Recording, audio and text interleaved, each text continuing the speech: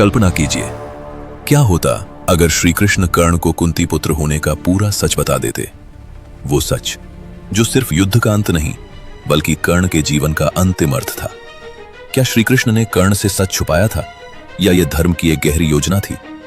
कुरुक्षेत्र का मैदान उस दिन केवल रथों और अस्त्रों से नहीं भरा था, वो भरा था अधूरे प्रश्नों से, छुपे हुए सत्य से और भाग्य की उन रेखाओं से जिन्हें स्वयं देवता भी बदलना नहीं चाहते थे। इस वीडियो में हम महाभारत के उस रहस्यमयी क्षण को समझेंगे जब कृष्ण ने कर्ण को कुंती पुत्र होने का सच बताया। लेकिन पूरा सच क्यों नहीं बताया, यही इस कथा का सबसे बड़ा प्रश्न है। कल्पना कीजिए वो क्षण जब सूर्यास्त की अग्नि आकाश को छू रही थी, जब युद्ध का शोर कुछ पल के लिए मौन हुआ था और जब स्वयं श्री कृष्ण कर्ण के सामने खड़े थे। उनके शब्द केवल सूचना नहीं थे, वे नियति की दस्तक थे। अगर कर्ण को पहले से पता होता कि उसका बलिदान ही धर्म की जीत तय करेगा, तो क्या इतिहास बदल जाता? जब श्री कृष्ण स्वयं कर्ण के सामने खड़े होकर ये कहते हैं कि वो कुंती पुत्र हैं, पांडवों के ज्येष्ठ भ्राता हैं और चाहें तो पूरा राज्य उनका हो सकता है, तब ये केवल एक प्रस्ताव नहीं था, ये कर्ण की नियति की अंतिम परीक्षा थी।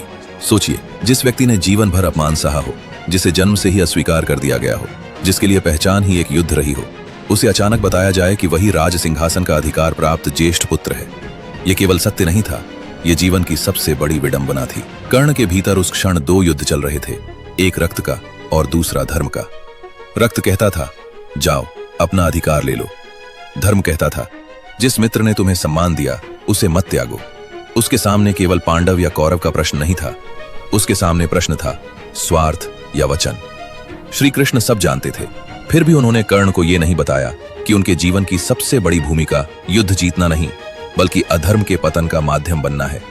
यदि कर्ण ये जान लेते कि उनकी मृत्यु पहले से नियत है और कि उनका बलिदान ही धर्म की विजय का आधार बनेगा, तो कर्ण जैसे दानवीर बिना एक क्षण सोचे अपना जीवन स्वयं समर्पित कर देते। वो व्यक्ति जिसने अपने कवच और कुंडल तक दान में दे दिए, वो अपने प्राण क्यों नहीं दे देता? लेकिन तब कुरुक्षेत्र का युद्ध एक युद्ध नहीं रहता, वो मात्र एक औपचारिक अंत बन जाता।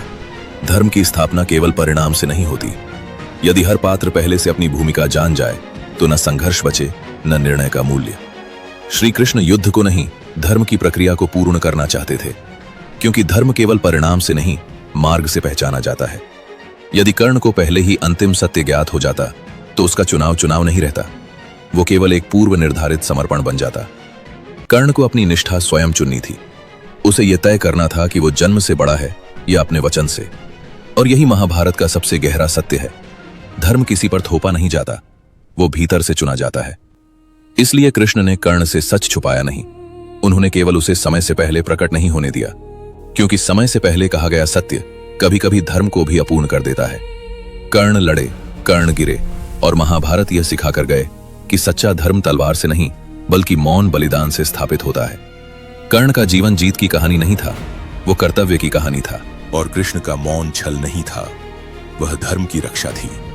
अब सवाल तुमसे है, अगर तुम्हें पहले से पता हो कि तुम्हारा बलिदान धर्म की जीत तय कर देगा, तो क्या तुम कर्ण की तरह अपना कर्तव्य निभाना चुनोगे?